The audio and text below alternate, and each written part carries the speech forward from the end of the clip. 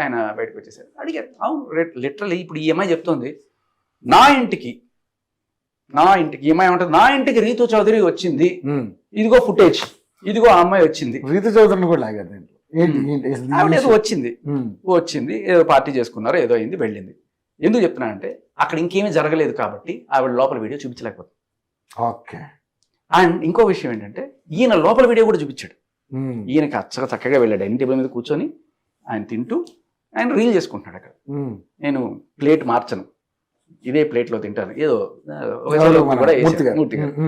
సరే ఫైన్, ఆయన ఏం చేశాడో మనకు తెలియదు. లోపల వెళ్ళాడు కాబట్టి అది కూడా లేకుండా ఇంకా తర్వాత ఏదైనా జరిగింది, ఆయన ఉన్నాడు కాబట్టి ఏదైనా జరిగింది అనిస్తే, ఒక నిందేసిస్తే ఎలా ఉంటది?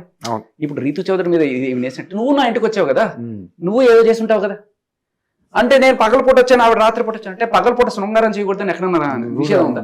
రాత్రిపూట శృంగారం చేసుకోవాలి తప్ప ఇంకేమి చేసుకోకూడదు అన్న రూల్ ఉందా? లేదు కదా. నేను వాళ్ళు చేశారు గీశారు అన్నట్ల ఒకళ్ళ మీద నిందేసేటప్పుడు దాన్ని పొలిటికలైజ్ చేసి, లేకపోతే అవతల వాళ్ళు ఎందుకు ఇంత పెంట చేస్తున్నారు? జస్ట్ మనీ, ఏం లేదు, వేరే డబ్బులు కావాలి. 10 కోట్లు అడిగారు సార్. 10 కోట్లు ఆన్ రికార్డ్, మేబీ విన్నారో లేదో.